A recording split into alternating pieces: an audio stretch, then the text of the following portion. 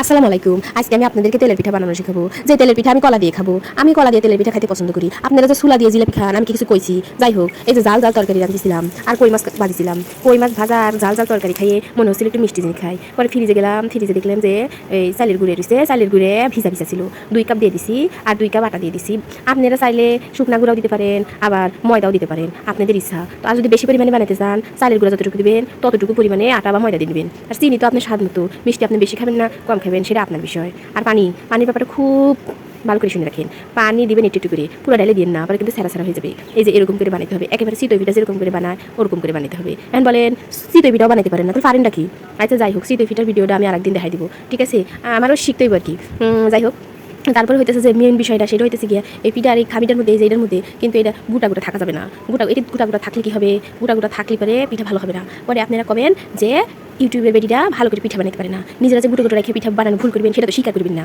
যাই হোক, এই যে চুলা দেখছেন, চুলা জ্বালাতে দিতে পারেন নাকি তাও করেন না। আচ্ছা, চুলা নয় জ্বালাইবেন না কারো দিয়ে জ্বালাই নেবেন। আর এই যে সেই পাতিলে এই মাখানোটা, কারণ আমি এই যে কড়াইতে দিছি দিয়ে মানে তেল দিব ওই জন্য আর কি গরম করে নিছি। তেল 10 মিনিট কিপটেম করিন না, বুঝছেন? তেল একটু বেশি করে দিন। তেলটা গরম হওয়া পর্যন্ত অপেক্ষা করবেন। আবার হাত দিয়ে দেখতে যাই না তেল গরম হয়েছে কিনা, হাত কিন্তু পুড়ে যাবে, পরে নিজের হাতই ভাজি হয়ে যাবে। যাই হোক, আমার তেলটা মনে হয় গরম হয়ে আসতেছে। গরম যেহেতু হয়ে আসছে সেহেতু আমি পিঠাটা ছেড়ে দিলাম। ছোট্ট একটা চামিচ নিয়েছিলাম, নিয়ে এটি দিয়ে পিঠা বানাচ্ছিলাম। তো প্রথম পিঠাটা কিন্তু ভালো হয় না, কারণ এর আগে তো আপনার অভিজ্ঞতা নাই। এক্সপিরিয়েন্সে কি জিনিস এই আপনি চাকরির ক্ষেত্রে গেলে বুঝবেন। এই যে প্রথম পিঠাটা যেরমই হোক এটি একটু ফুলছে না, দ্বিতীয় পিঠাটা দেখবেন এটি কীরকম করে ফুলে। আমি কিন্তু স্কিপ করতেছি না, পুরোটাই দেখাচ্ছি। পরে আপনারা ভাববেন আমি ধান্দাবাজি করতেছি। এই দেখেন, দ্বিতীয় পিঠাটা দিছি। প্রথম পিঠা বানানোর এক্সপিরিয়েন্সটা নিয়ে আমি দ্বিতীয় পিঠাটা ছাড়ি দিলাম। দ্বিতীয় পিঠাটা আর একটু ভালো হবে দেখেন। আবার দ্বিতীয় পিঠাটার এক্সপিরিয়েন্স নিয়ে আমি তৃতীয় পিঠাটা বানাবো। দেখেন, ফুলে যাচ্ছে, দেখছেন? পিঠাটা খাবে আমার আব্বা, বুঝতে পারছেন? আমার আব্বাকে আমি যাই বানিয়ে দিই, আমার আব্বা তাই খায়। আমার মনে আছে আমি প্রথম যখন মাংস রাঁধতে পারতাম না, আমার আব্বাকে আমি গরম মশলা ছাড়াই মাংস রেঁধে দিয়েছিলাম। আমার আব্বা খাই গেছিল মাংসের স্বাদ এরকমই হয়। এটা হইতেছে বাঙালি বাপেদের মেয়ের প্রতি ভালোবাসা। আবার এই গরম মশলা ছাড়া মাংস যদি শ্বশুরবাড়ি রেঁধে খাওয়ান তাহলে আপনি খবর আছে, শ্বশুরবাড়ির লোকজনটা তা মনে করে যে পাখির ঘরে একজন মাস্টার শেফ ঢুকাইছি। সব কিছু ঠিক না হলে আপনি প্রাইজ পাবেন না। যাই হোক, আমি যেই জায়গায় ছিলাম আমি ছিলাম তেলের পিঠা। এটা হলো 3 নাম্বার তেলের পিঠা, আমি এটি ছাড়ি দিছি। তো ছোটো ছোটো পিঠা বানাইতে বানাইতে আমার খুব বোরিং লাগতেছিল। মনে হচ্ছিল যে এইসব পিঠা বানানো কখন শেষ হবে। অনেক বিরক্ত হয়ে পরে আমি এখন বড় চামিচ নিয়ে আসছি যে এখন আমি বড় বড় করে পিঠা বানাবো, যত তাড়াতাড়ি শেষ করা যায়। আর ওই যে পাশে যে লোহার একটা এই স্টিক দেখতেছেন, ওটা কি জানেন? ছোটোবেলায় আমি একটা ঈদের দিন একটা মেলা থেকে একটা বান্দরের লাঠি কিনছিলাম। ওই শিখভাবে বান্দর উঠতো আর নামতো, তো বান্দরটা আমি ভেঙে ফেলছিলাম। আর ভেঙে ফেলার পরে আমার মা ওই স্টিকটা রেখে দিছে। 90 দশকের পোলাপানের খেলনা, অনেক মজবুত হয়, যেটা দিয়া আমার আম্মা এখন মনে করেন এইসব পিঠা আঠা উঠানি কাজে ব্যবহার করে। খুব সুন্দর, যেটা আপনি এখন বাজারে চাইলেও কিনতে পাবেন না।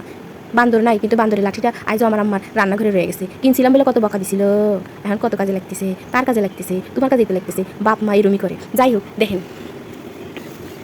এটি দেখেন আমার পিঠা কতখানি ফুলে গেছে, দেখেছেন? হ্যাঁ, আমাকে আপনার অকর্মা ঢেকি মনে হয়, দেখেছেন? কত সুন্দর করে তেলে পিঠা বানিয়ে ফেলেছি। আপনারা চেষ্টা করেন, আপনারাও পারবেন। অন্য মাইসিটা ফলো করতে যান না, আমারটাই ফলো করেন। বান্দরের লাঠি আপনাদের নাই তাই কি হয়েছে? আপনারা অন্য কিছু দিয়ে উঠাবেন। আমি একটা লাইভ দেখাচ্ছি, কোনো রকম 2 নাম্বারই না। আমার পিঠা কি সুন্দর করে ফুলতেছে জানেন? চেহারা উপরের দিকে একটু খারাপ হলেও নিচের দিকে চেহারা কিন্তু খুবই সুন্দর। মনে করেন ওই যে কি জানি কয় না, ওই উল্টা আমারটা। আর মানুষের তো উপরে ফিটফাট ভিতরে সদরঘাট, আমার আবার তা না। দেখেন আমার পুরো মনে করেন বিপরীত, উপরে সদরঘাট আর ভিতরে ফিটফাট। ঘুরে ঘুরে দেখাচ্ছি, দেখেছেন কি সুন্দর পিঠা হয়েছে, ফুলে গেছে। এইভাবে আমি একটার পর একটা পিঠে বানিয়ে নিচ্ছি। প্রতিটা পিঠে বানাই বানাই দেখালাম আপনাদেরকে, বুঝতে পেরেছেন? কোনো রকম 2 নাম্বারই করি নেই। 2 নাম্বারই করা আমার কাজ না। পিঠা আমি বানাবো, কলা দিয়ে খাবো, সমস্যা আছে? আমার আবার তেলের পিঠা কিন্তু কলা দিয়ে খাইতে খুব মজা লাগে। আমি ছোটো থেকে কলা দিয়ে খাই। বাসার মানুষ অনেক কিছু বলে, হাসাহাসি করে, শ্বশুরবাড়ির লোকজন হাসাহাসি করে। কলা দিয়ে কেউ তেলের পিঠা খায়, আমি খাই। এখন আমার পিঠা বানানো শেষ, আমি সর্বশেষ পিঠাটা উঠে ফেলেছি। এই যে আমার পিঠা বানানো হয়ে গেছে, দেখতে পাচ্ছেন কি সুন্দর তার চেহারা, রং চেহারা চাকচিক্য, কোনো অংশে কম হয়নি আমার পিঠা। আপনারা প্রশংসা না করলে কী হবে? আপনাদের তো প্রশংসা করতে ইচ্ছে করে না, কিন্তু আমি নিজের প্রশংসা নিজেই করি। এই যে তেল, এটা আমি রেখে দিছি, আমি তো বড় লোক না। এই যে দেখেন আমি কি, এই যে আঁকলাম একটা বৃত্ত, মধ্য, এই যে মধ্যবিত্ত। আর মধ্যবিত্তরা এদিকেও যায় না সেদিকেও যায় না, মধ্যবিত্তরা মধ্যেই থাকে। তাই আমার তো জীবনে উন্নতি হবে না, তাই আমাকে এভাবে বাসায় বাসায় তেল খেতে হবে। ঘুরে ঘুরে এখন কলা দিয়ে তেলের পিঠে খাবো, দেখছেন কত সুন্দর? আপনারাও কলা দিয়ে তেলের পিঠা খায় দেখবেন, মজা লাগবে। বিশ্বাস হচ্ছে না, একদিন খাইলে কি হবে? খাইলে কি মরে যাবেন? আমি কি বিষ খাইতে বলতেছি? আমি তেলের পিঠা কলা দিয়ে খাইতে বলতেছি। তো যাই হোক, আমি এখন খাবো। আপনারা ভালো থাকেন, টাটা, বাই বাই।